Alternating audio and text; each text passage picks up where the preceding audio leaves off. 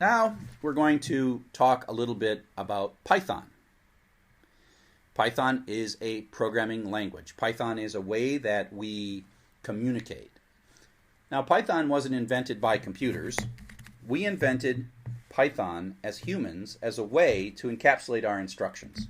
And there's lots of different programming languages. Python, JavaScript, C++, tons of them. Python, just one of them that we're happen to teach in this class. Now, I'll start with a little Harry Potter reference. Parseltongue is the language of serpents and those who converse with them. An individual who can speak Parseltongue is known as a Parselmouth, and it's a very uncommon skill and maybe even hereditary. Nearly all known Parselmouth are descended from Salazar Slytherin. There's our Harry Potter reference. Python is the language of the Python interpreter and those who can converse with it. We're going to converse with the inside of a computer pretty soon. An individual who can speak Python is known as a Pythonista. It is an uncommon skill and may be hereditary. It may not be hereditary, too. Nearly all known Pythonistas use software initially developed by Guido van Rossum. Guido van Rossum, this guy right here. Yo, Guido, what's up? Let's put a mustache on him. Yo, Guido. Sorry, I should be nice to him. He is the inventor of Python. Python's over 20 years old. He invented it to make it an easy language, but was both easy and powerful. And that's why it's a great language to start your learning with. It's a powerful language, but it's also designed to be easy to use. Can anyone guess what the reason for the Python language name is?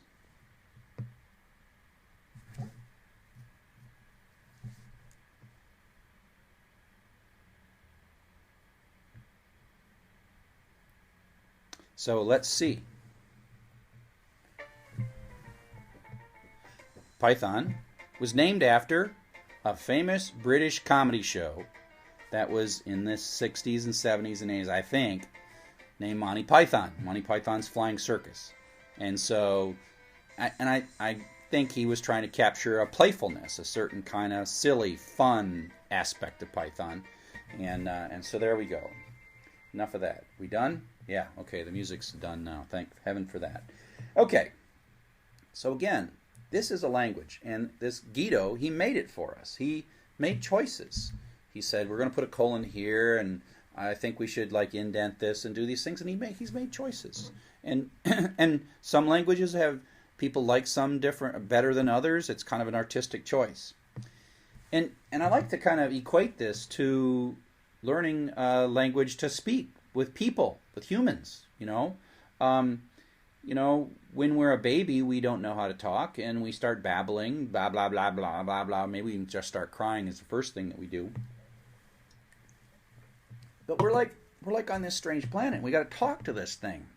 So we have to learn its language, and we're not going to learn it right away. You don't go like, hey, study all night and you know this language. There's no way you can do that. Although Rosetta Stone might be a good way to teach programming. Maybe I should take some of their ideas. So the thing that's different about learning a human language versus learning a programming language is that when we're learning a human language, we're talking to a human, and they're going to do correction for us. So if I say a word incorrectly, like mama, right? I don't know. That was pretty dumb. Someone listening say, oh, I know what he said. I know what he said. But Python and computers aren't really listening. They're kind of dumb. They can't really correct our mistakes for us because they don't know what we're trying to say. They really don't. They're very literal. And so it is really common in the beginning to get upset because we say something we think is cute and it says syntax error. And we go like, okay, let me try this. And it says syntax error. And so we get this notion. I had this problem when I was first programming. It's like, I would like, here's my program. Do you like it? It would say syntax error. Now, the problem is this. They could reword the messages to be a little nicer, perhaps.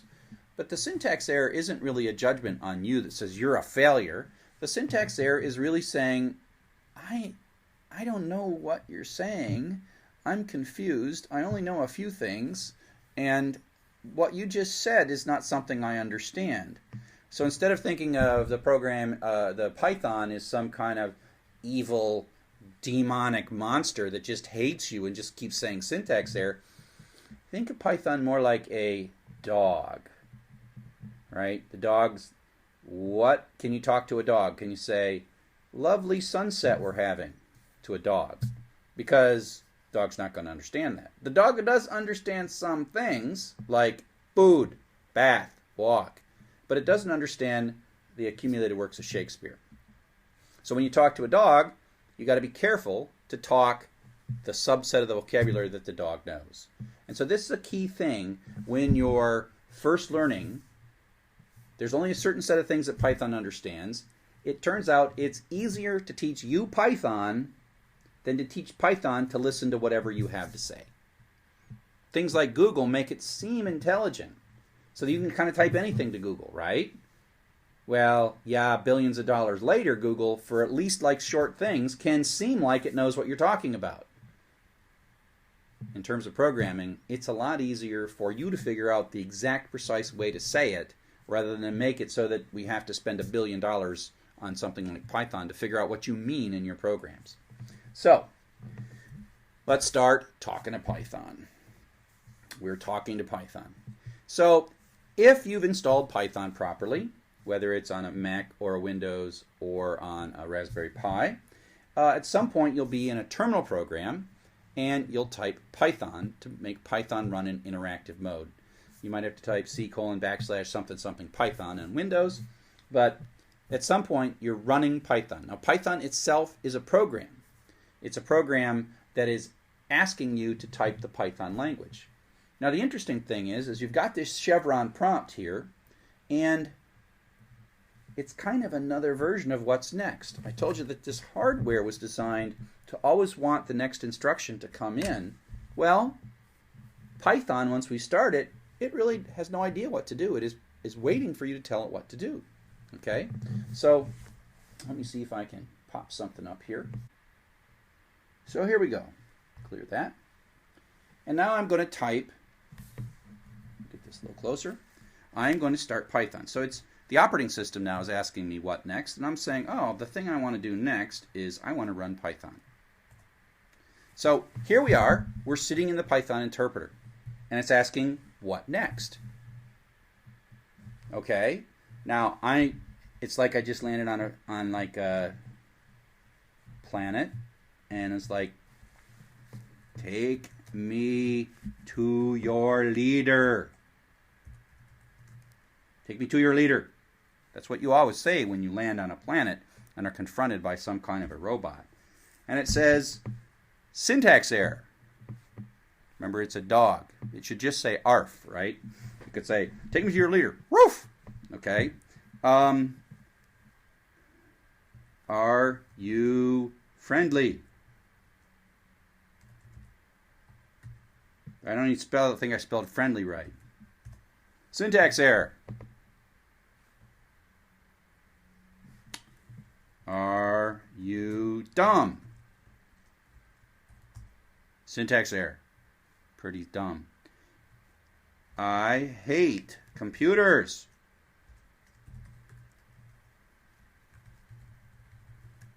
Syntax error. It doesn't seem to have a sense of humor. Try this. Knock, knock. Knock, knock. No sense of humor. So here's the problem. It wants us. It doesn't hate us. It just wants to know what we want done.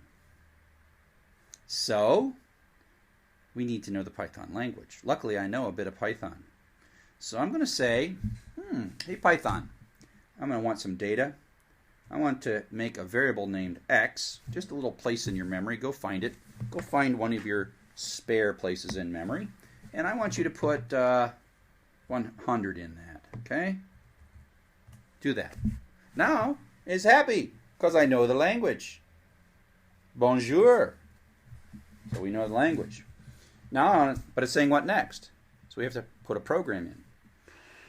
So, let's see. I'm going to say, hey, Python, I'm going to make a variable called y, another area in your memory. labeled Y. And I want you to go back and remember that X I gave you before. Go get that one back and add 50 to that and put that in Y. So now I've got something in X and I got something in Y. And let's print Y out. What's in Y? Go look in Y where you put that and let's print it out. 150. So we're doing simple things, and actually most programming is a series of simple things. The number of statements, different statements you can do is relatively few. So we are talking to Python. Come back, let's run back to the slides. There we go. And so we give it a series of commands, and you can do the same thing sitting on your computer. And you type exit or quit with parentheses to get out of it when you're done.